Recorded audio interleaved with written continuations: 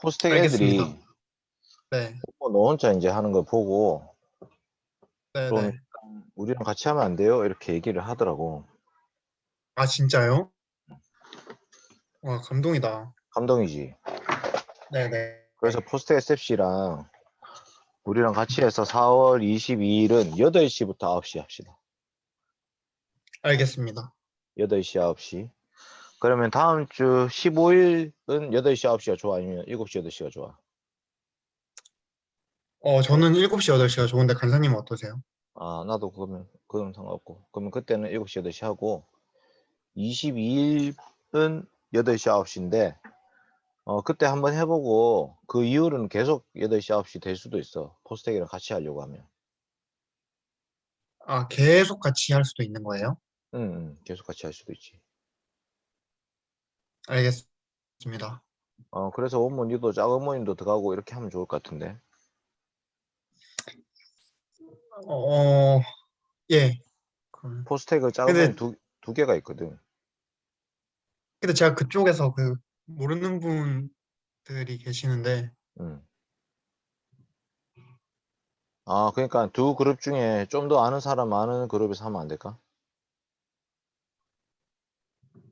한 네, 그룹은 상욱이, 그다음에 예은이, 채현이야. 네, 한 그룹은 성민이, 상준이, 지훈이고. 네. 어디가 좀 더 편해? 저 뭐 정해주시는 대로 하겠습니다. 그리고 그 두 시간대가 그룹 달라. 다, 어. 두 그룹 다 모르는 분이 한 분씩 껴 있는데, 아, 한 분씩 껴 있구나. 똑같네. 음, 그러면 뭐 크게 상관이 없을 수도 있겠네. 자, 그러면 우리 SFC 강령부터 시작해 보도록 하겠습니다. 제 거 인터넷 연결이 좀 불안정한데 왜 그런지를 모르겠네. 일단 SFC와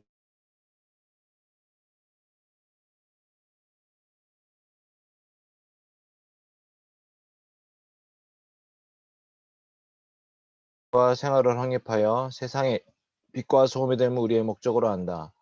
우리의 사명은 다음과 같다. 계획주의 신앙의 대한교회 건설과 국가와 학원의 복음화. 계획주의 신앙의 세계교회 건설과 세계의 복음화. 우리의 생활리는 다음과 같다. 하나님 중심, 성경 중심, 교회 중심. 바로 확신가를 한번 해보면 좋을 것 같은데. 원모야, 너는 너 스스로 네. SFC 운동원이라고 생각해? 그런 거 아닌가요? 어, 아직 정식으로 출범 뭐 이렇게 하진 않았지만, 어,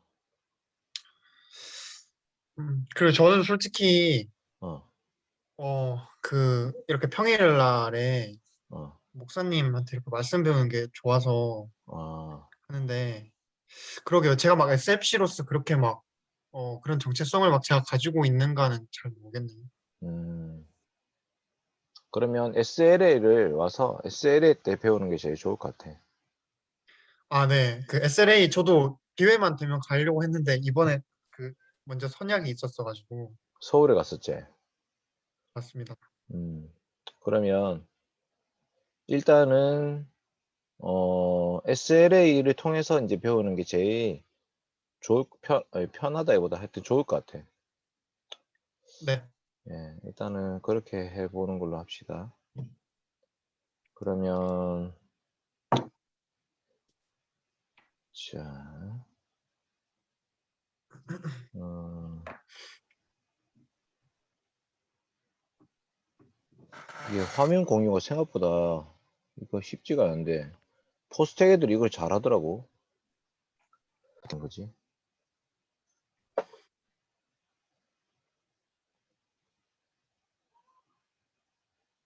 난 이거 할 때마다 약간 버퍼링이 있고 막 내 컴퓨터가 안 좋아서 그런 건지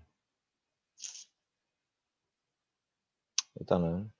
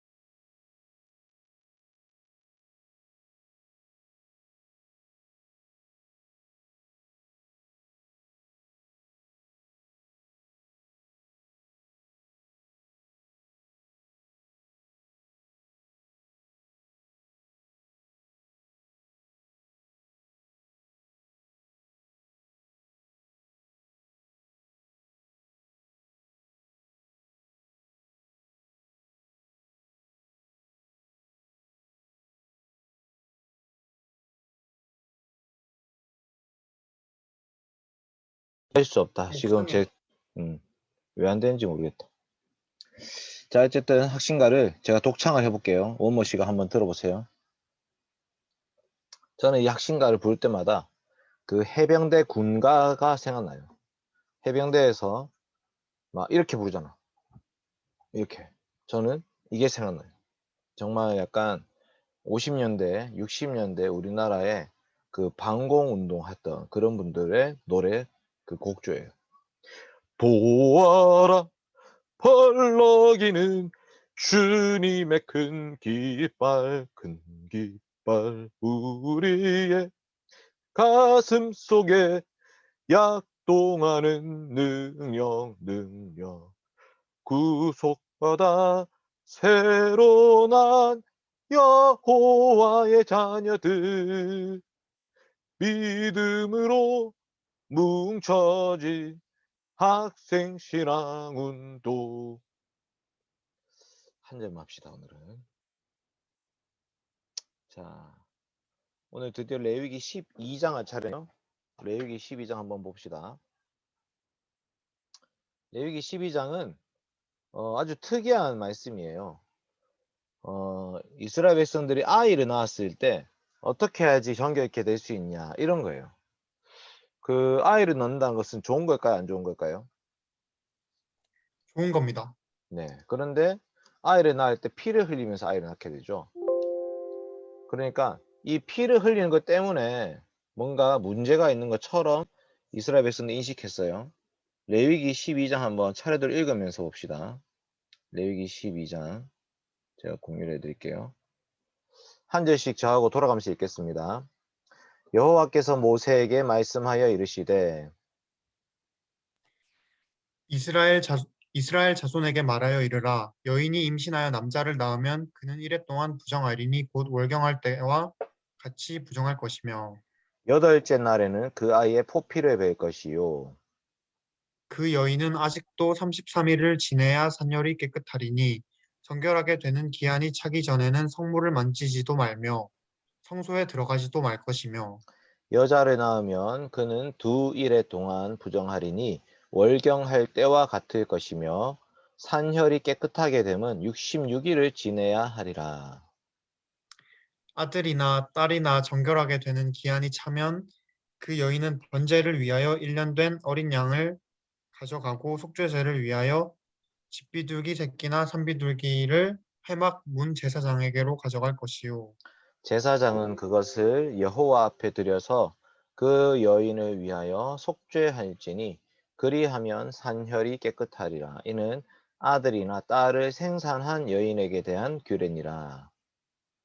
그 여인이 어린 양을 바치기에 힘이 미치지 못하면 산비둘기 2마리나 집비둘기 새끼 2마리를 가져다가 하나는 번제물로 하나는 속죄제물로 삼을 것이요 제사장은 그를 위하여 속죄할지니 그가 정결하리라. 아멘.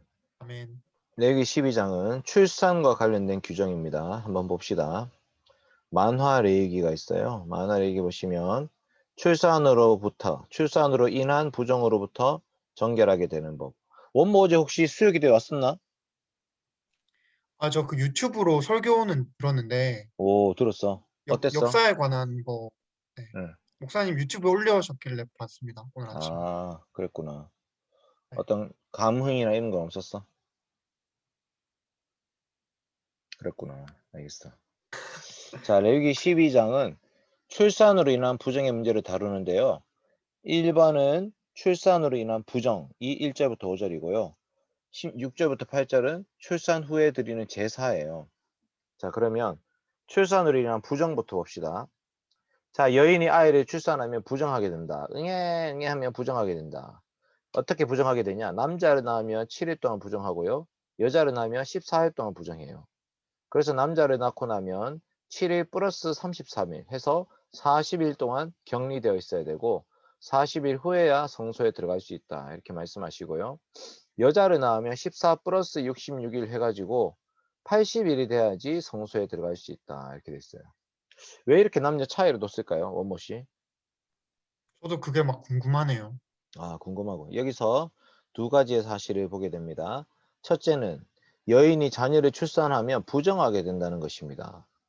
성경은 자녀 출산이 복이라고 말했지 않습니까? 했는데, 그래서 창세기 1장에 보면 생육하고 번성하라 이렇게 말씀하셨으니까 하나님의 형상을 닮은 아이를 낳는 것은 정말 인간의 목표이고 사명이에요. 하나님이 복을 주신 거예요. 근데 왜 부정하게 되냐? 그때 피를 흘리거든요. 그 말은 뭐냐면 어떻게 보면 그 장면 자체가 엄마의 죽음을 통해서 새 생명이 태어나는 거예요. 그러니까 산모가 부정하게 된다는 것은 출산 자체의 문제가 아니고 출산할 때 흘리는 피와 관계되어 있는 거예요. 출산하느라 산모가 피를 많이 흘렸어요. 피를 많이 흘리면 죽을 수도 있기 때문에 이 죽는다는 것은 부정하다, 시체와 관련된 거죠. 그래서 죽음은 생명에 반대되는 것이므로 부정한 것으로 간주가 되는 거예요. 정상적이지 않고 온전하지 않고 생명력이 충만하지 않고 이런 것들은 전부 다 하나님이 창조하신 선한 것에서 이탈된 것이니까 부정하다 이렇게 볼 수 있는 거죠. 그러니까 아이를 낳을 때 예를 들면 아담이 죄를 짓기 전에는 그럼 아이를 낳을 때 피를 흘렸을까요? 안 흘렸을까요? 안 흘렸나요? 네, 알 수가 없죠. 예, 아, 이런 가정법은 의미가 없어요. 아니 그러니까 어차피 없을 가정이다. 이게 있을 가정이 아니라 없을 가정이에요. 네. 의미가 없는데 근데 어쨌든 하나님께서는 이 피 흘림을 통해서 아이가 태어난다는 것 자체가 부정한 상태다라고 말씀하신 거고요. 둘째로 보시면 남자를 출산한 것보다 여자를 출산할 때 부정함과 그다음에 정결 기간이 훨씬 더 길어요. 2배예요, 2배. 남자는 40일, 여자는 80일. 왜 이렇게 2배일까요? 해서 여러 가지 추측들이 있어요. 결론이 뭘까요? 결론. 여러 가지 추측이 있는데 결론이 뭘까요? 결론은 어, 이거예요. 잘 구약 모르겠다 아직. 시대, 예, 구약 시대에는 그게 의미가 있었을 수 있지만 이제 신약 시대 예수 그리스도 안에서 구원받은 우리들에게는 더 이상 의미가 없습니다. 이렇게 돼 있어요. 그러니까 하나님이 성차별을 하시는 거 아닐까? 아니야, 뭔가 다른 이유가 있을 거야. 여자가 먼저 죄를 지었잖아. 에이, 고대 사회 관습이었어. 이 사람들이 지금 여러 가지 의견을 막 지금 얘기하죠. 네. 의학적인 측면에서 생각해 보면 태에서 남자가 형성되는 기간은 41일이고 여자가 형성되는 기간은 81일이다라고 말하는 유대 경전 미시나에 이런 말이 있지만 의학적으로는 전혀 근거가 없는 이야기죠. 신학적 측면에서 접근해서 여자가 먼저 범죄했으니까 여자가 좀 더 불리하다라는 설도 있고 외경의 희년서에 근거하면 아담은 창조된 지 40일째 날에 에덴 동산에 들어갔고 하와는 창조된 지 80일째 날에 에덴 동산에 들어갔다라고 말하는 설도 있어요. 근데 정말 아무것도 정답이 없어요. 정답. 다만 분명한 것은 일정 기간 동안 성소에 나아갈 수 없었다는 거예요. 이 여인이 아이를 낳고 나면 일정 기간 동안에 성소에 나아갈 수 없었다. 그래서 이제 이것은 산모와 아이의 건강에 대한 배려가 포함되어 있을 수도 있어요. 그 다음에 여자아이들이 약해서 일찍 죽는 경우도 생길 수 있겠죠. 네, 둘째, 이제 제사에 대한 얘기인데요. 어쨌든 그런 부정하게 되고 나서 40일 혹은 80일이 지나면 성소에 들어가서 제사를 드리게 되는데 그때 무슨 제사를 드리냐? 속죄제와 번제를 드려요. 제사 드리러 갑시다 해가지고 번제는 1년 된 어린 양, 속죄제는 집비둘기 새끼나 산비둘기를 드렸어요. 예수님 태어났을 때도 드렸을까 안 드렸을까요? 예수님 태어났을 때. 궁금하네요, 저도. 예수님 태어났을 때 궁금하죠? 한번 봅시다. 누가복음에 보시면 누가복음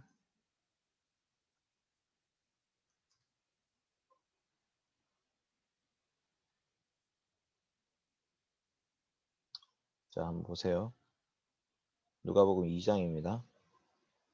짠! 누가복음 2장 21절 예수님이 할례할 8일이 되매 이름을 예수라 하니 곧 잉태 전에 천사가 일컬음 바르라. 22절 누가복음 2장 22절이에요. 모세의 법대로 정결 예식의 날이 참에 아기를 데리고 예루살렘에 올라가니 어디서 올라갔어요? 어디서? 베들레헴에서 올라갔죠. 베들레헴에 아기 나왔잖아요. 23절 보시면 이는 주의 율법에 쓴 바 첫 해 처음 난 난자마다 주의 거룩한 자라 하리라 한 대로 아기를 주께 드렸어요. 그리고 주의 율법에 말씀하신 대로 산비둘기 한 쌍이나 혹은 어린 집비둘기 둘로 제사하려 함이라. 산비둘기 두 마리나 집비둘기 두 마리로 번제제와 속죄제 두 가지 제사를 드리라고 말씀하셨거든요. 그래서 이 제사를 드렸다고 볼 수 있는 거죠. 어디 나옵니까? 네, 여기 이렇게 나오죠. 속죄제와 번제에 대한 말씀이 요 만화책에 이렇게 나옵니다. 보세요. 자, 번제는 1년 된 어린 양 혹은 속죄제는 집비둘기 새끼나 산비둘기를 드리는데 가난하여 이렇게 중요하죠.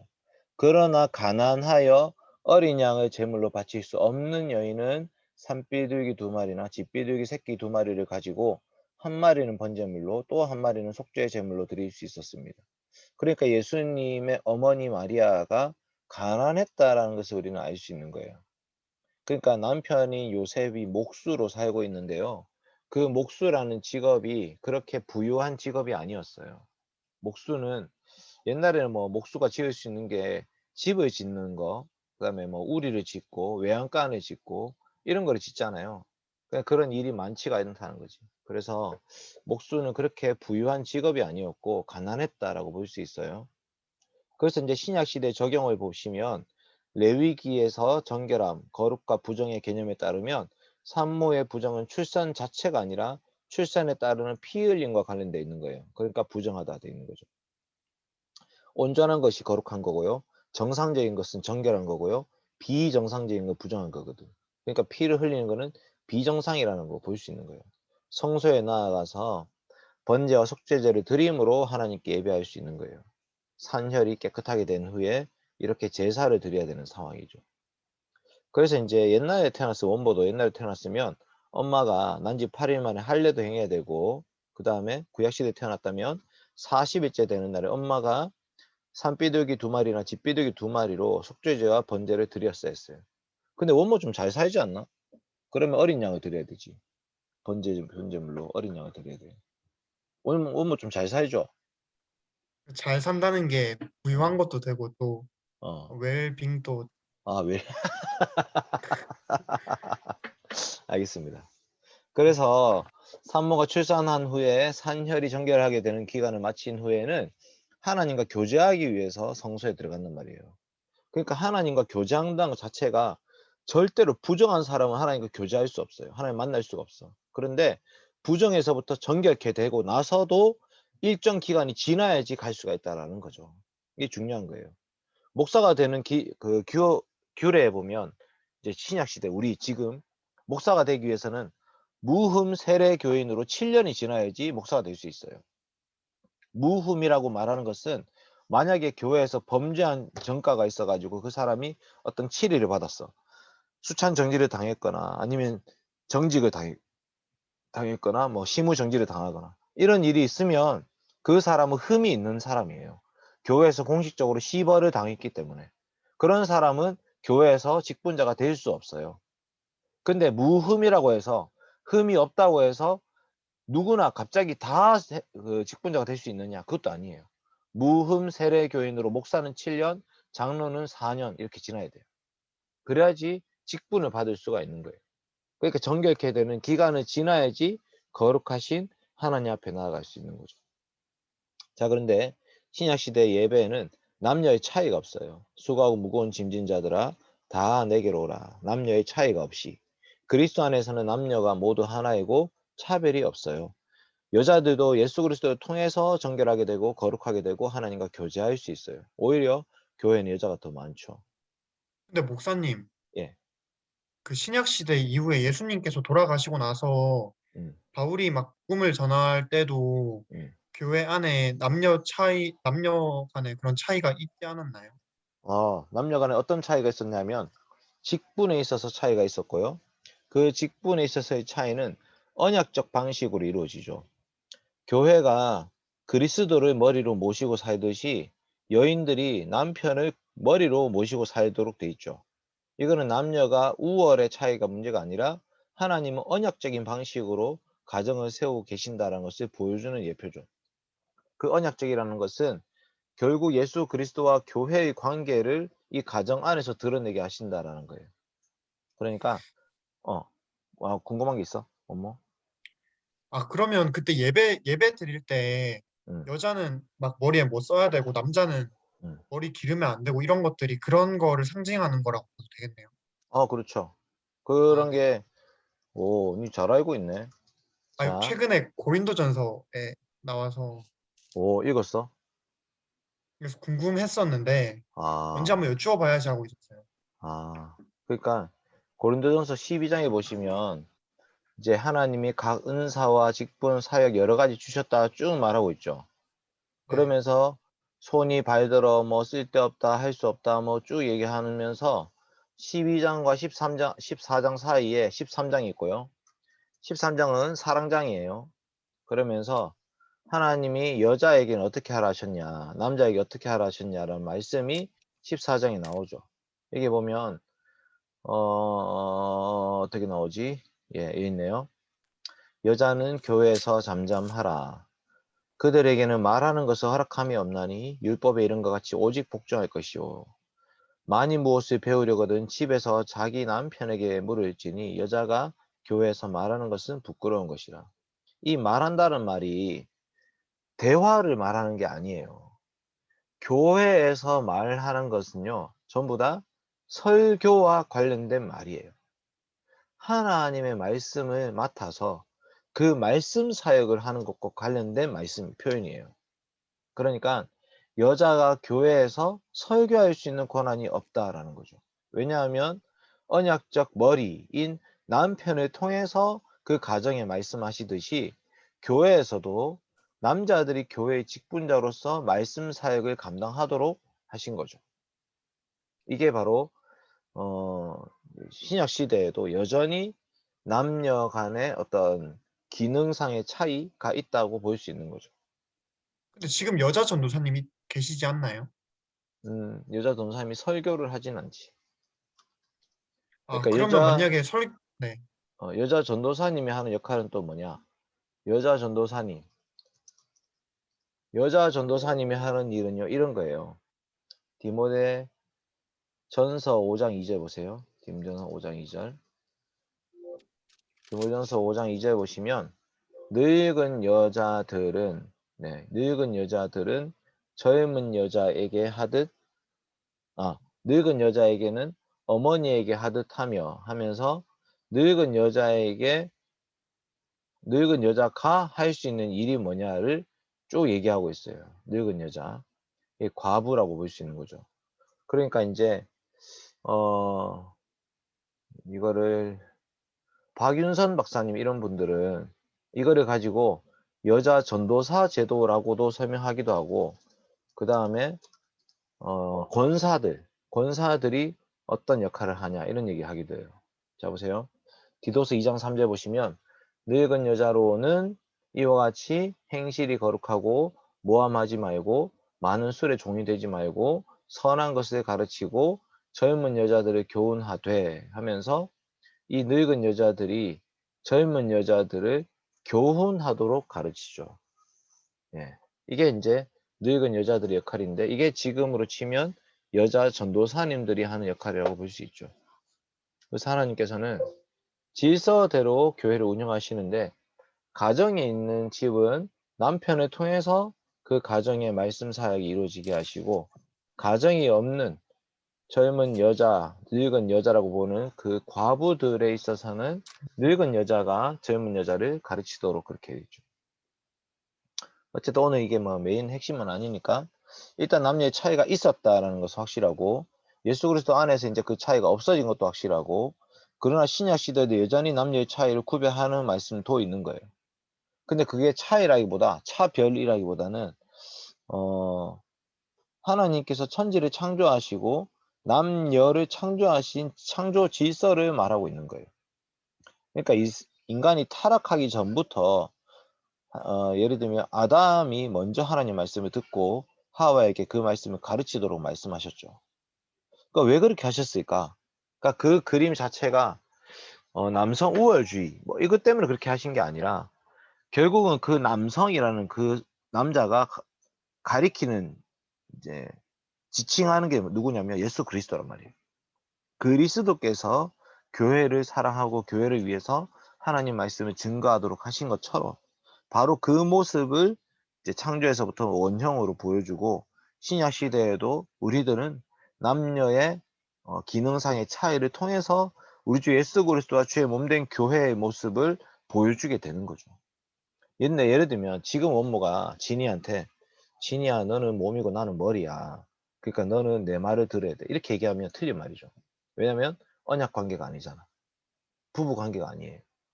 그러니까 지금 여러분들이 결혼하지 않은 상태에 있을 때는 이런 역할 차이가 없어요, 사실. 예를 들면 우리 교회 청년 회장 남자가 해야 됩니까? 아니죠. 여자가 해도 되죠. 아무 상관이 없어요.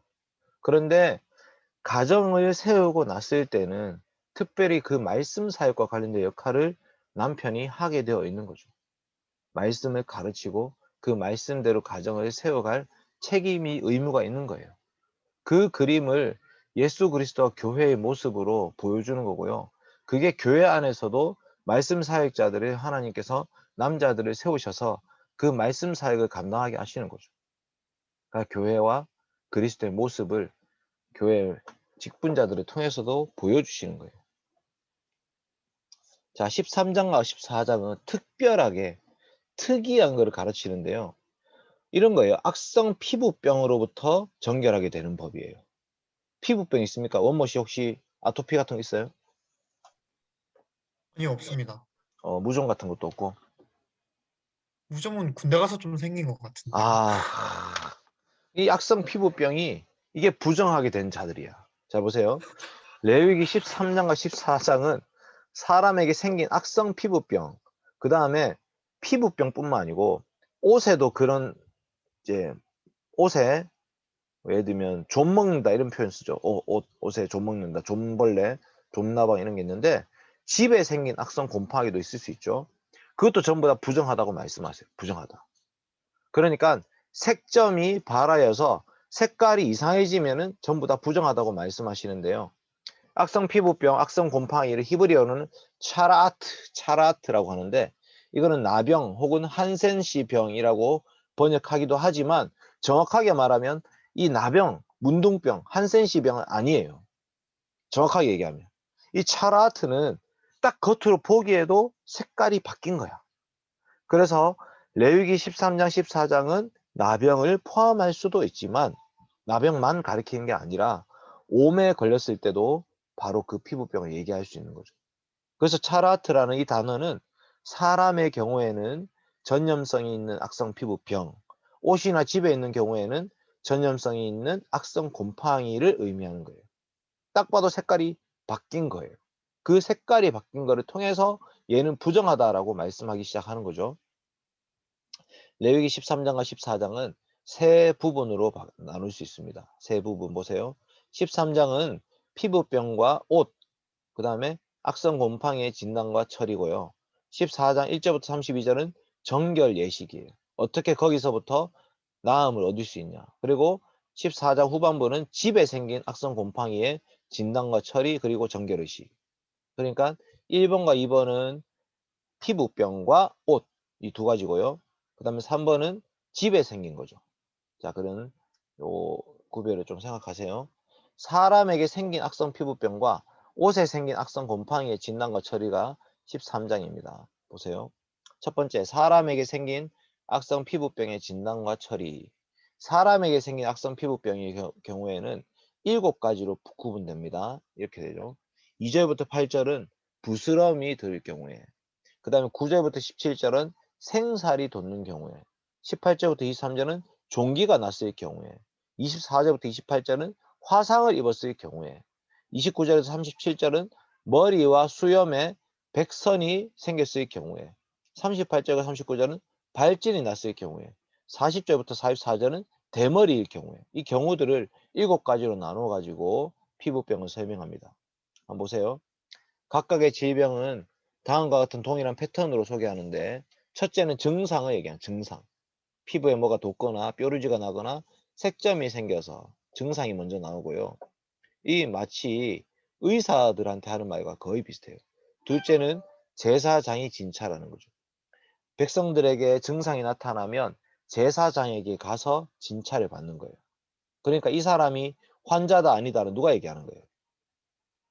이 사람이 나병에 걸렸습니다, 안 걸렸습니다를 누가 얘기하는 거죠? 제사장이 제사장, 얘기하는 제사장.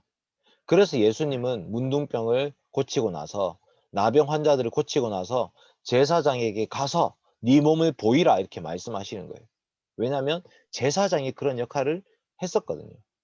셋째로는 구체적인 증상이 소개되는 거예요. 환부의 털이 휘어지고 환부가 피부보다 더 우묵하여지고 막 이런 경우에는 그렇다는 거죠. 넷째는 제사장이 진단하고 처리하죠. 제사장이 그를 진찰하여 부정하다 할 것이요. 그러니까 증상과 진찰, 증상과 진찰 이렇게 계속 반복되고 있는 거예요. 다섯째는 1차 검사에서 결론이 안 날 수 있죠. 제사장이 딱 보고 이거 부정하다 이렇게 얘기 못하고 좀 모르겠는데 애매하다 이러면 일주일 동안에 격리시킨 후에 다시 검사를 하는 거예요. 이래 만에 제사장이 또 진찰할지 이거 마치 코로나 검사랑 비슷한 거예요. 1차 검사에서 결과 안 나왔지만 나중에 14일 후에 자가격리 해제할 때 다시 검사를 하는 것처럼 마치 이 이스라엘 백성들도 피부병이 생기면 7일 동안 격리시켜 가지고 7일 후에 다시 검사를 하는 거예요. 신중하군요라고 지금 잠자리가 말하고 있습니다. 자, 이런 과정을 거쳐서 제사장은 악성 피부병을 가리는 거야. 이 사람은 문둥병 환자입니다. 진 밖으로 내보내십시오. 이런 식으로 판단하고 결정을 하는 거예요. 자, 보세요. 증세 소개, 제사장 관찰, 구체적 증상, 제사장의 진단과 처리, 그다음에 초기 진단, 미결론 시 1회 동안 격리 후에 다시 진찰.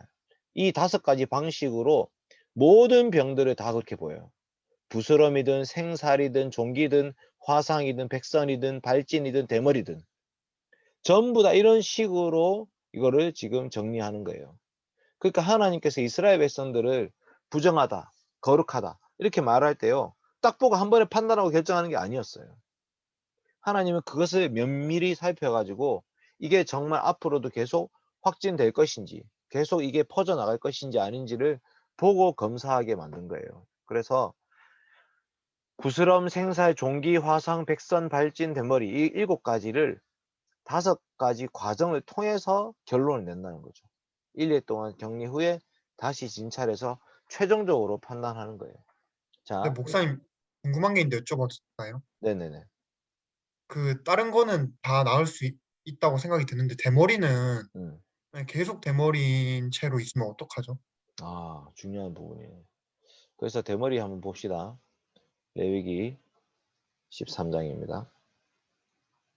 근데 원모야, 너는 대머리 될 가능성이 없잖아. 왜죠? 아버지 대머리 아니시니까. 아니 근데 외가 쪽은 또 응. 외할아버지? 그래서 엄마는 또 네네. 아니시잖아. 근데 응. 요새는 또 기술이 하도 좋아져서 사실 뭐 걱정해야 되나 싶어요. 아, 그냥 네 요새는 뭐 진짜 그 대머리라는 게 조금 엄청 그런 걸로 힘들어하는 사람들이 많아서 음. 기술이 좋아져서 거의 뭐 가발도 요새는 머리처럼 크게 걱정하지 알겠습니다. 않습니다. 근데 뭐 성경에서 어떻게 얘기하는지 한번 봅시다, 일단. 자, 레위기 13장 40절입니다. 레위기 13장 40절. 원모가 40절 한번 읽어주세요. 누구든지 그 머리털이 빠지면 그는 대머리니 정하고 앞머리가 빠져도 그는 이마 대머리니 정하니라. 그러나 대머리나 이마 대머리에 희고 불그스름한 색점이 있으면 이는 나병이 대머리에나 이마 대머리에 발생함이라. 제사장은 그를 진찰할지니 그 대머리에나 이마 대머리에 돋은 색점이 희고 불그스름하여 피부에 발생한 나병과 같으면 이는 나병 환자라 부정하니 제사장이 그를 확실히 부정하다고 할 것은 그 환부가 그 머리에 있음이라. 나병 환자는 옷을 찢고 머리를 풀며 윗입술을 가리고 외치기를 부정하다 부정하다 할 것이요. 병 있는 날 동안은 늘 부정할 것이라 그가 부정한즉 혼자 살되 진영 밖에서 살지니라. 네, 요까지가 대머리에 관한 규정인데 대머리 자체가 부정한 게 아니고요. 대머리인 상태에서 그 머리에 어떤 색점이 희고 불구스름한, 이러면 색점이 바라면은 그때 나병이 발생했다 이렇게 볼 수 있는 거고, 다시 한번 진찰해 가지고 일주일 후에 진찰해 가지고도 그런 상태면은 진짜 그런 거예요. 그러니까 하나님이 이스라엘 백성들을 부정하다고 말씀하실 때 있잖아요.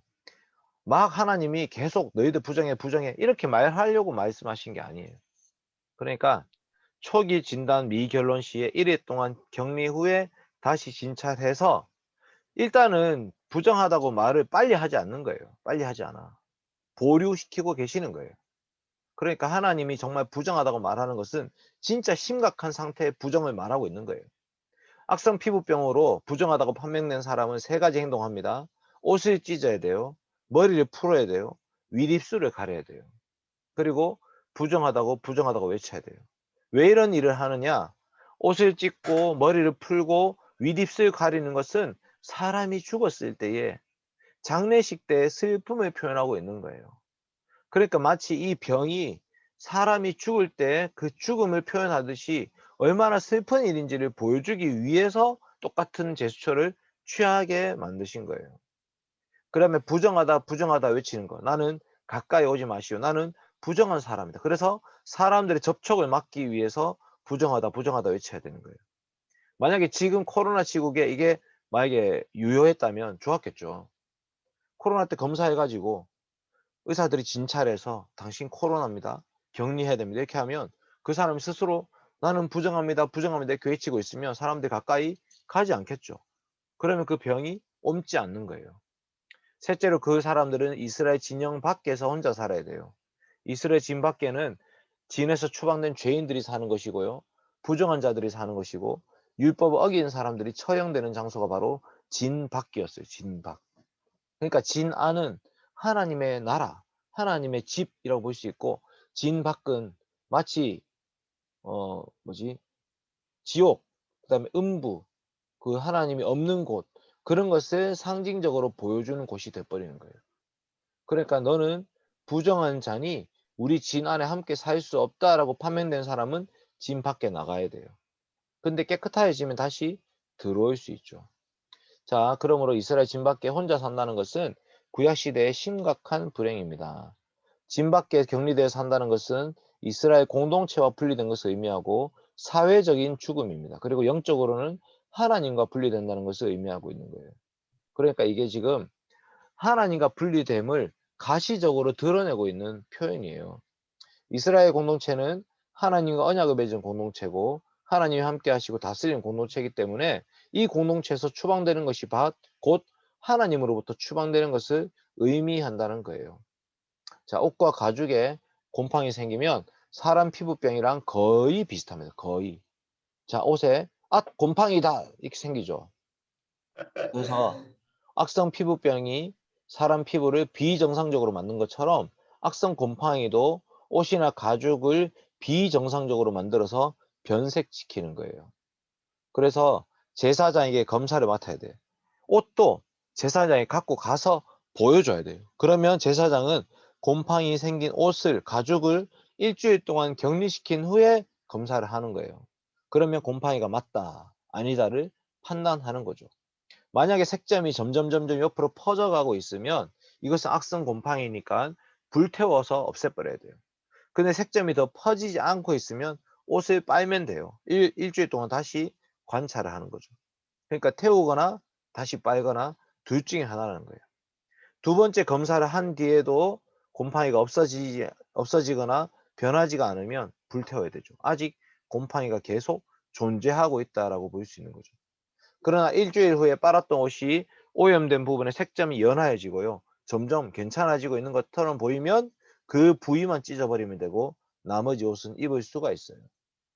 만일 색점 부위를 찢어가지고 버린 남은 옷에 계속 곰팡이가 퍼지고 있으면 재발한 것으로 보고 옷을 불태우는 거예요. 그러니까 이 옷에 병이 걸린 거다 이렇게 볼 수 있는 거예요. 옷에 병이 걸렸다. 옷에 문둥병, 옷에 피부병이 걸렸다 이렇게 볼 수 있는 거죠. 옷이나 가죽 제품에 생긴 곰팡이 진단과 처리는 정결의 문제와 관계되는 거예요. 정결의 문제. 이스라엘 백성들이 성소에 들어가서 하나님께 예배하려면 자기 몸뿐만 아니라 옷이나 가죽 제품도 정결하게 해야 되는 거예요. 그러니까 예배 시간에 교회에 모였는데 어떤 사람 옷에 냄새가 나. 그 사람 옷에 뭐가 뭐 이렇게 묻어 있는데 그 보니까 자세히 보니까 곰팡이야. 그럼 그 사람은 교회 못 가는 거죠. 성전 가는 거 취소하고 집에 가야겠어라고 얘기한 거죠. 그러니까 이스라엘 백성들은 예배를 드릴 때마다 자기 몸도 살펴야 되고 자기 옷도 살펴야 되는 거예요. 왜? 하나님께서는 부정한 자를 받지 않으시기 때문에. 그래서 이제 악성 피부병이 낫고 나면 정결 의식을 행하는데요. 진 밖에서 행하는 의식이 있고 진 안에서 행하는 의식이 있고 가난한 사람들의 정결 의식이 있어요. 자, 진 밖에 보세요. 제사장은 오늘날 의사처럼 병을 치료하는 사람이 아니고 감염 여부를 판단할 뿐이에요. 이 사람은 감염된 사람이다 아니다. 그러니까 지금으로 치면 보건복지부예요. 보건부. 예. 제사장은 피부병에 걸린 사람이 나았을 때 병 고친 사람이 다시 들어올 수 있도록 제사를 드려주는 거예요. 이 사람 나았습니다라고 선포한 이후에 나았습니까? 이제 제사를 드릴 수 있습니다라고 해서 제사를 드려주는 거예요. 그래서 악성 피부병으로 진단되어서 집 밖에 거하고 있던 병자가 나으면 정결 열식을 2번에 걸쳐서 합니다. 진 밖에서 한번 하고 진 안에서 한번 하는 거예요. 자, 진 밖에 제사장이 진 밖으로 나아가서 병이 나았는지를 검진을 하는 거예요. 제사장이 보기에 병자가 나았다. 그러면은 정결 예식을 위해서 정결한 새 2마리, 집비둘기나 산비둘기 새끼 2마리, 그 다음에 백향목, 홍색 실, 우슬초 이런 것들을 가지고 와서 하나님께 제사로 드리는 거예요. 새 1마리는 흐르는 물에서 잡아 죽여가지고 피를 그릇에 담는 거예요. 그리고 백향목, 홍색 실, 우슬초 이런 것들을 피에 적셔가지고 피부병에서 고침받은 사람에게 7번 뿌립니다. 그럼 이 사람이 피 칠갑을 하게 되는 거죠. 마치 그 죽음과 같이 죽은 것을 드러내는 것처럼 자기 모습 가운데 피를 7번 뿌려버려요. 그리고 나머지 1마리 새는 들에 놓아줍니다. 무슨 말이냐? 자유롭게 됐다는 것을 보여주는 거예요. 예수 그리스도의 십자가의 죽음을 통해서 우리가 죄에서 놓여서 자유롭게 된 것처럼 너는 이제 피부병, 전염병에서 깨끗하게 되었다는 것을 보여주고 있는 거죠. 그래서 5째, 병 고침 받은 사람들은 옷을 빨아야 되고요. 몸에 털을 밀어야 돼요. 그 다음에 몸을 씻고 정결하게 되어서 진에 들어올 수 있는 거예요. 그렇지만 1일 동안에는 집에 들어가서 생활할 수 없는 거예요. 7일 동안은 참아야 돼요. 진 안에는 들어왔지만 가족과 함께 생활할 수는 없다라는 거죠. 자, 진 안에서 행하는 의식은 뭐냐? 진 안에서는 옷과 몸을 씻습니다. 털을 밉니다. 그리고 화목제를 제외한 4대 제사를 전부 다 드립니다. 속죄제, 속건제, 번제, 소제를 다 드리는 거예요. 그러니까 이 대머리가 됐네요. 머리에 털을 다 밀어버렸네. 회복된 환자. 전체 8일 동안 진 밖과 진 안에서 2번 정결 예식을 했습니다. 그래서 악성 피부에 걸려서 진 밖에 쫓겨났던 사람이 자유롭게 이제 성막에 들어가서 예배할 수 있는 거예요. 그러니까 그동안에 부정한 중에 있을 때에는 예배 드리고 싶어도 예배 드릴 수가 없었고 성막에 들어갈 수조차 없었죠. 얼마나 감격스럽겠어요. 부정하였던 나를 하나님이 정결케 해주셨고 내가 하나님께 예배 드릴 수 있게 해주셨구나. 이것이 사회적으로는 이스라엘 공동체의 관계가 회복되는 것을 보여주고요. 종교적으로는 하나님과의 관계가 회복된 것을 보여주는 거예요. 그래서 기뻐 춤추게 되는 거죠. 마지막 가난한 사람들의 정결 예식은 뭐냐? 가난한 사람들은 예외 규정이 적용되었습니다. 그렇지만 재물의 사이즈만 줄고요. 제사 드리는 형식은 같아요. 양을 대신해서 비둘기를 드릴 수 있는 거죠. 그 다음에 집 봅시다. 집에 생긴 곰팡이 어떻게 했냐? 이것도 마찬가지예요. 사람과 집을 동일시한 거야. 집에도 곰팡이 생길 수 있는데 그 집에 생긴 곰팡이를 진단하고 처리하고 진단하고 처리하고 고침받은 후에는 정결 예식을 행하고 이 똑같죠. 첫 번째 진단과 처리. 이스라엘 백성들이 광야에 살 때는 천막 생활, 텐트 생활 했는데 앞으로 가나안 땅 들어가면 집을 짓고 살게 되는 거예요. 그러니까 집에 곰팡이가 생길 수가 있는 거죠. 집에 곰팡이가 발견되면은 제사장이 집을 진단하고 처리합니다. 어떻게 처리하느냐? 집을 검사해서 푸른색, 붉은색 색점이 벽보다 더 깊으면 집을 일주일 동안 폐쇄시키는 거야. 일주일 만에 다시 검사했는데 곰팡이가 퍼졌다. 그러면 모든 오염된 돌을 꺼내가지고 치워서 부정한 곳에 버려야 돼요. 그런데 집의 전체적으로 다 더러워졌다. 그러면 집을 부숴야 돼요. 집안의 사방을 긁어서 흙을 부정한 곳에 버립니다. 다른 돌로 오염된 돌을 대체해야 합니다. 다른 흙으로 바릅니다. 1차적으로 그렇게 한다는 거예요. 벽돌을 빼내가지고 그 빈 벽돌 자리를 다 메꾸는 거예요. 두 번째 진단과 처리. 곰팡이에 오염된 돌을 빼내고 집 사방의 흙을 끌어내고 다른 흙으로 끌어낸 곳을 바른 후에도 색점이 재발하면, 두 번째 나왔죠. 그럼 어떻게 하느냐? 제사장이 다시 그 집에 가서 진단하는데 색점이 만약에 퍼지고 있다. 그러면 이건 악성 곰팡이야 해가지고 집을 헐어버려야 돼요. 돌과 제목과 흙을 성박 부정한 곳에 버려야 돼요. 집을 폐쇄해야 돼요. 그리고 이 집에 접촉한 사람도 부정하게 되는 거죠. 마치 그 집에 병이 걸린 집이 되는 거예요. 이 집에서 잠을 자거나 식사를 한 사람도 저녁까지 부정하게 되고 옷을 빨아야 되고 하루가 지나야 정결하게 되는 거예요. 그래서 이 말씀 가지고 코로나를 얘기하는 사람이 많습니다. 코로나 때 바이러스가 온 집에 막 묻을 수 있잖아요. 그 바이러스가 묻은 집을 구약시대 같으면 폐쇄시켰을 거다. 구약시대 같으면 그 집을 부쉈을 거다. 이렇게 얘기하는데 그거는 지금 코로나 바이러스 때문에 만든 규정이 아니에요. 지금 이건 말씀은. 코로나는 눈에 보이지 않잖아요. 코로나는 이게 걸렸는지 안 걸렸는지를 알 수가 없어요. 근데 지금 레위기 13장과 14장의 말씀은요. 눈으로 보면 판단을 할 수 있는 거야. 누가 봐도 이 사람 피부에 뭐가 났는데 이 사람 옷에 뭐가 났어. 이 사람 이 집에 뭐가 생겼어 라고 사람이 눈으로 보면은 바로 판단하고 결정해서 알 수 있는 거예요. 그러니까 하나님이 보시기에 부정한 자들은 진 밖으로 내보내는 거예요. 하나님 보실 때 거룩하고 정결하도록 하나님 백성들을 지금 구별시키고 계시는 거예요. 고침받은 후에는 어떻게 합니까? 이 집도 고침받은 후에는 집이 정결하다고 선언을 해야 됩니다. 제사장이 이 집을 내가 검사해 봤더니 이 곰팡이가 퍼지지 않았어요 라고 공식적으로 선포해야 되고, 이 집은 이상이 없습니다. 이 집은 깨끗한 집입니다. 들어가서 살아도 됩니다 라고 제사장이 선포를 해야 돼요. 그리고 악성 피부병에서 고침받은 사람처럼 정결의식을 행해야 돼요. 정결의식. 집이 고침받은 경우에도 고침받은 경우와 같이 정결의식을 행해야 하는 거예요. 근데 제사를 드리지는 않는다라고 되어 있어요. 마지막 요약과 결론은 성경 구절 한번 읽어보면서 마칩시다. 여기 14장입니다. 여기 14장 마지막에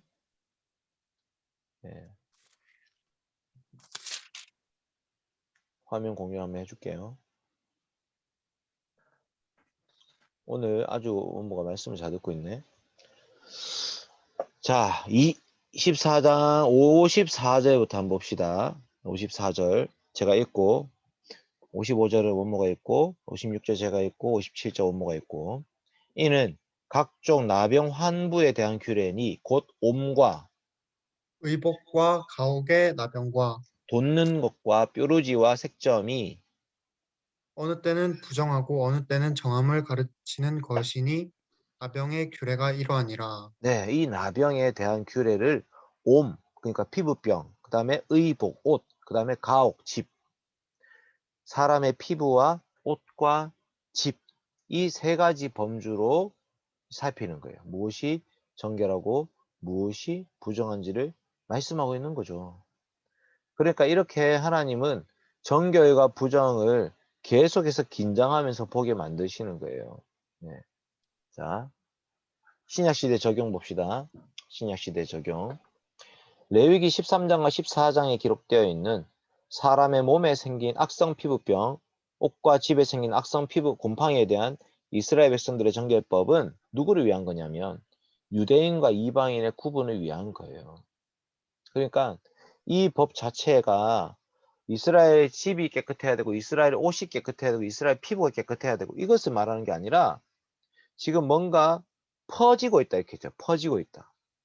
이 퍼지는 것 자체가 하나님께서 하나님의 백성들을 불러 모으셨는데 그 하나님의 백성들 가운데 이방인들의 풍습과 관습, 이방인들이 섬기는 우상 숭배가 퍼지고 있으면 되겠어요, 안 되겠어요?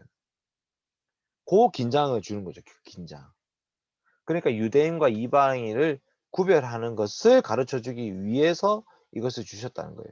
근데 예수님이 오셔가지고는 이제 그 구별이 없어졌어요. 유대인과 이방인으로 나누어지지 않아요. 오늘날도 악성 피부병 이 정결법은 문자적 적용이 아닙니다. 예를 들면 우리가 지금도 문둥병 환자, 나병 환자 만날 수 있잖아요. 한센시병 환자 만나잖아요.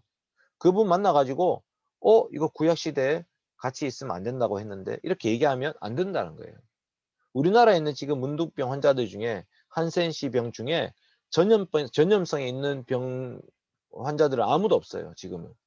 그러니까 혹시 코가 없거나 입이 문드러져 있거나 이런 사람을 만나더라도 우리나라에 지금 있는 사람들은 '아, 이 사람들은 깨끗한 사람들이야.'라고 생각해야 돼요. 구약시대적으로 적용하면 안 된다는 거죠. 예수님이 나병 환자를 치료해 주셨어요. 예수님이 나병 환자를 치료해 주신 것은 이제 이런 더럽고 추악한 죄인 된 자들을 거룩하고 흠이 없고 의롭게 하나님이 만들어 주신다는 것을 상징적으로 보여주는 사건이에요.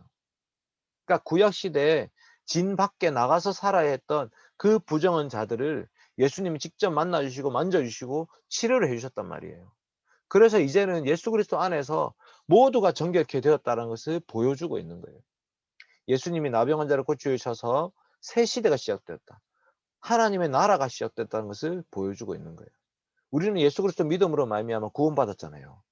그러면 우리에게는 새로운 시대가 시작된 거야. 예수님의 대속적인 죽음은 죗값으로 생긴 모든 질병까지도 이 구원에 포함이 되는 거예요. 예수님 믿으면 죄와 사망에서 구원받는 시대가 된 거예요. 이제 우리는 재림을 통해서 영원한 천국에서 더 이상 죄도 질병도 고통도 없이 살 수 있는 그날을 기다리게 되는 거죠. 그러니까 이제 신약 시대 성도들은요. 레위기 13장 14장의 정결법을 보면서 우리한테 적용을 잘 해야 돼요. 예. 이제 우리는 구원의 문제와 관련해서 이것을 볼 수 있어야 돼요. 거룩함, 구원의 문제. 레위기에서 부정이라는 것이 반드시 죄를 의미하는 건 아니에요. 그러니까 죄는 죄의 값을 치르지만 부정이라는 것은 거룩하지 않는 것이 부정이잖아요. 그러니까 하나님이 원래 우리를 만들어 주신 방식대로 살지 않을 때에 원래 우리 모습대로 살지 않을 때 우리는 부정한 자가 된다는 거예요. 그것은 바로 죄의 질병에 걸렸다 이렇게 볼 수 있는 거예요. 그러니까 우리가 죄로 말미암아서 사망이라는 심판을 맞이하게 됐는데 그 죄와 사망 사이에서 수많은 질병들이 우리는 그 사이에 살고 있어요. 그래서 죄 아래 살고 있는 현재 세상에 질병이 존재한다는 것이 우리의 연약함을 보여주고 있어요. 우리 중에 그 누구도 안 아픈 사람이 아무도 없죠. 다 아프죠. 어떻게든 아픈 시간을 보내게 됩니다. 그래서 우리는 이 고통과 아픔을 통해서요. 주님을 다시 오실 그날 영원한 천국에서는 더 이상 아픔도 없고 슬픔도 없고 고통도 없다라는 그 시대를 우리는 기억하면서 기다리고 있는 거예요. 질병이 그때는 없을 거예요. 그 영원한 천국을 우리는 소망하면서 교회가 이 건강을 되찾아야 되죠. 누구나 예수 그리스도 안에서 구원받은 자로서 교회 안에서 회복되어서 영적인 치료를 받는 거죠. 악성 피부병에서 걸렸다가 치료된 것처럼 우리들도 죄의 문제에서부터 치료가 되었다라는 것을 교회 예배 시간에 드러내야 돼요. 그래서 죄는 하나님과 분리시킵니다. 계속 사회적으로 하나님 백성들과도 분리시킵니다.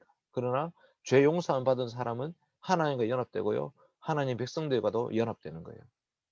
그러니까 우리가 디모데로 모일 때마다 우리는 하나님과 연합함을 통해서 하나님 백성들과 함께 교제하게 되는 거예요. 적용을 이렇게 할 수 있는 거죠. 악성 피부병에 걸렸다가 고침을 받아서 정결 예식을 행하고 공동체로 회복되어서 하나님께 예배할 수 있게 된 것은 한 사람의 죄인이 죄 용서함을 받고 세례를 받고 교회 공동체에 가입하는 것으로 적용할 수 있다. 그리고 신자들이 죄 때문에 징계받았다가 용서받고 교회 공동체로 다시 회복되는 것으로 적용할 수 있다는 거예요. 이게 바로 우리 주 예수 그리스도의 십자가의 말씀이에요. 그 다음에 옷과 가옥에 생긴 이 곰팡이의 문제는 자연 환경과도 관련되어 있는 거예요.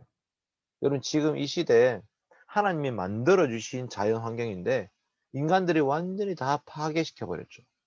하나님이 만드신 자연은 하나님께 영광을 돌리는 자연이어야 되는데 지금은 오히려 사람들을 괴롭히는 그런 자연 만물이 되어 버렸어요. 사람들을 더 힘들게 만들고 있죠. 우리는 수많은 스모그와 그다음에 미세먼지와 그다음에 황사 때문에 계속 힘들고 고통 가운데 살고 있어요.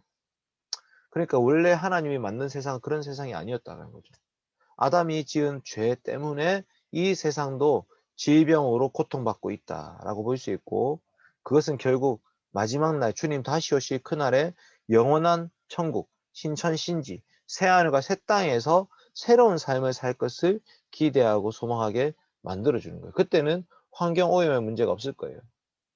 그래서 옷과 집도 정결하게 된다는 것은 이것을 예표하고 있는 거예요. 사람만 아니라 우주 만물도 회복이 되는 그날이 올 것입니다. 어때, 원모야? 오늘 네, 12장, 13장, 14장까지 배웠는데 좀 네. 어땠어요? 아, 여기서 뭐지?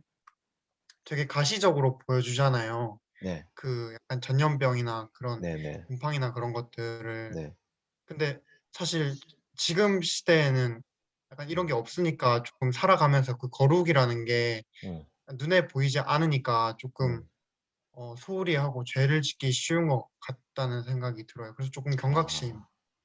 아, 아, 그럴 수도 있겠네. 근데 조금 다르게 생각하면, 아, 이 구약 시대에 가시적이었다라는 것 때문에 반대로 눈에 보이지 않는 것은 긴장이 없었어요. 구약 시대에는. 그러니까 실제로 음, 속에서는 골막하고 있는 어떤 문제가 있을 수 있는데 겉으로 사람들 보기에 드러나지만 않으면 문제가 없는 것처럼 포장하고 살아갈 수가 있었고요. 신약 시대에는 눈에 보이는 문제에 집중하지 않고 아주 본질적이고 근본적인 문제에 집중하게 되는 거예요. 그러니까 이제 우리는 이제는 더 이상 사람들 앞에 사는 사람들이 아니에요.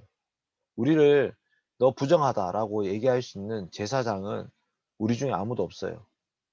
오직 예수 그리스도만이 참 대제사장이 되셔서 우리를 진단해 주시는 분인데, 그분이 우리를 향해서 끊임없이 말씀하시는 거죠.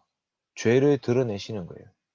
우리의 연약하고 부족한 모습들을 말씀을 통해서 계속 가르쳐 주고 계시는 거예요. 그러면 우리의 부정한 상태를 우리는 끊임없이 고민해야 되고 고백해야 되고, 그래서 이 문제를 통해서 더 하나님께 나아가야 돼요. 왜? 이 문제를 해결하기 위해서 예수님이 오셨거든. 예수님의 피 흘려 죽으심은 바로 이 죄의 문제를 해결하기 위해서 오신 거예요. 그러니까 예수님의 십자가의 죽으심이라는 것이 우리한테 너무나 큰 은혜가 되는 거야. 너는 이제 정결하구나. 너는 이제 깨끗하구나. 너는 이제 더 이상 죄의 세력 아래 있지 않구나. 라고 말씀을 해 주시는 거예요. 생명의 성령의 법이 죄와 사망의 법에서 너를 해방하였음이니라.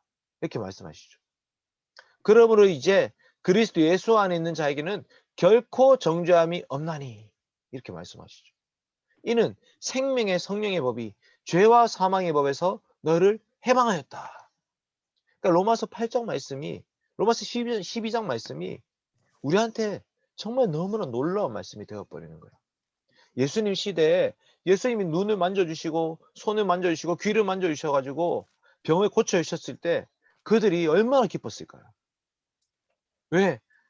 난지 38년 된 병자, 12년 동안 혈루병으로 고통받던 여자, 이 수많은 병자들이, 죄인들이 정말 그 유대인들로부터 정죄받으면서 살았거든. 진 밖에 나가 있어야 돼요. 사람 눈에 띄면 안 돼요. 근데 예수님은 다 고쳐주셨어. 완전히 다 고쳐주시면서 이제 정결하다. 이제 정결하다. 너는 의인이다. 너는 깨끗하다. 이제 제사장의 진찰 받아라. 너는 이제 하나님 앞에서 거룩하다. 예수님은 계속해서 우리를 깨끗하게 해주기 위해서 이 땅에 오신 거예요. 놀라운 거죠. 놀라운 거. 그래서 구약의 제사장들은 너 부정한 자야, 너 부정한 자야 이렇게 진찰만 했지만, 예수님은 우리를 부정하다고 진찰을 하시는 게 아니라 부정한 자들을 안고 뒹구시는 거예요. 어떻게 하면 좋겠냐? 너를 정결하기 위해서는 어떻게 하면 좋을까? 그러니까 예수님은 그냥 너 부정한 자야 이렇게 어 판단만 이렇게 딱 하시는 분이 아니에요. 계속해서 우리의 부정의 문제를 해결하기 위해서 계속해서 우리를 불쌍히 여겨 주시고, 예를 들면 죽은 나사로, 죽은 지 4일 된 나사로, 썩어서 냄새가 나는 나사로, 그 시체를 예수님은 일어나라, 나사로야 나오너라, 이렇게 말씀하시면서 그 죽음의 문제를 해결을 해 주시는 분이에요. 그러니까 지금 이 학교 생활에도 부정한 자들과 함께 섞여 있죠, 우리가. 예수를 믿지 않는 사람들과 함께 섞여 있고, 그 속에서 수많은 더럽고 추악한 문화들이 가득하고, 특히 군대 갔다 온 남자들은 알겠지만 그 남자들이 성적으로 얼마나 타락하고 문란해져 있는지 알 거예요. 그 속에 우리가 그리스도인으로 살기 때문에 계속해서 우리는 더럽혀질 수 있는 가능성이 있는 거죠. 근데 그 속에서 우리는 구별된 백성의 그 삶의 자세를 유지해야 돼요. 우리 힘으로 안 되죠. 그래서 예수님이 필요한 거고, 우리 안에 성령님이 필요한 거고, 계속해서 우리를 거룩하게 해주시는 그 하나님 앞으로 나아가게 되는 겁니다. 우리는 우리 혼자 우리 힘으로 살 수 없는 자들이에요.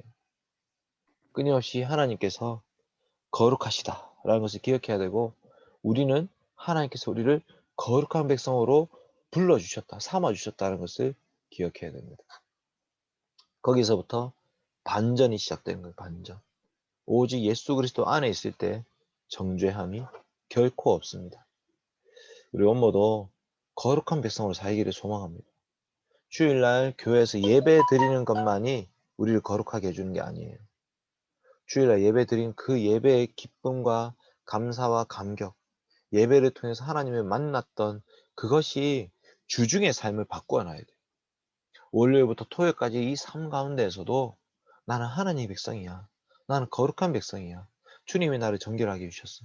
주님 내 모든 질병을 고쳐주셨어라는 관점에서 새로운 삶을 살기 시작한 거죠. 이게 바로 그리스도인의 삶입니다. 잠깐 기도하고 혹시 질의응답 있으면 하도록 하겠습니다. 기도합시다. 거룩하신 하나님 아버지 감사합니다. 레위기 12장부터 14장까지의 말씀을 읽으면서 우리가 얼마나 더럽고 추악한 자들이었는지를 다시 한번 고백하게 됩니다. 하나님 아버지, 구약시대 이스라엘 백성들은 피를 흘리기만 해도 그것이 부정하다고 하여서 속죄제를 드리고 또 번제를 드려서 정결케 되었습니다. 그제서야 비로소 성소에 나갈 수 있게 되었습니다. 피부병에 걸린 사람, 옷에 색점이 바른 사람, 집 가옥에 곰팡이가 핀 사람, 그런 사람들도 전부 다 하나님은 부정하다고 말씀하셨습니다. 하나님, 우리 중에 부정하지 않은 자가 어디 있겠습니까? 우리 중에 그 누구도 나는 부정하지 않고 깨끗하다고 말할 수 있는 사람이 그 어디에 있겠습니까? 우리 모두가 부정한 자로서 하나님 앞에 섭니다. 주님, 그러나 우리를 더럽다고, 부정하다고 이렇게 진찰하고 진단만 하는 것이 아니라 우리의 부정을 홀로 짊어지시고 십자가에 죽으신 우리 주 예수 그리스도의 은혜를 기억합니다. 주님, 우리 주 예수 그리스도의 그 복음을 믿게 하여 주시옵소서. 그리스도의 십자가가 바로 우리 죄 때문임을 다시 한번 고백하게 하여 주시옵소서. 그리스도의 은혜 아래서 내가 정결케 되었고, 내가 깨끗하게 되었고, 내가 거룩하게 되었고, 내가 의롭게 되었다는 것을 다시 한번 고백하면서 더 하나님 앞에 가까이 나아가게 하여 주시옵소서. 우리 안에 살아계신 성령 하나님이시여, 다시는 죄 가운데 연합하지 않도록 저희를 지켜주시옵소서. 세상 속에 살면서 세상의 문화와 접하여서 세상의 문화, 그 더럽고 추악한 그 타락한 문화 속에서 하나님 아버지, 우리가 물들이지 않도록 지켜주시고 거룩한 하나님 백성으로서의 정체성을 가지고 성결된 백성으로서 거룩한 백성으로서 살아갈 수 있도록 저를 도와주시옵소서. 우리 원모의 삶을 지켜주시옵소서. 그래서 우리의 삶을 통해서 하나님 홀로 영광 받아 주시옵소서. 마지막 때 주님 다시 오시 그날에 영원한 천국에서 다시는 눈물도 없고 고통도 없고 질병도 없고 슬픔도 없고 아픔도 없는 그날을 소망하며 기다립니다. 주님, 주님 다시 오시 그날까지 이 길을 굳건하게 걸어갈 수 있도록 도와주시옵소서. 감사드리며 예수님의 이름으로 기도드립니다. 아멘. 아멘.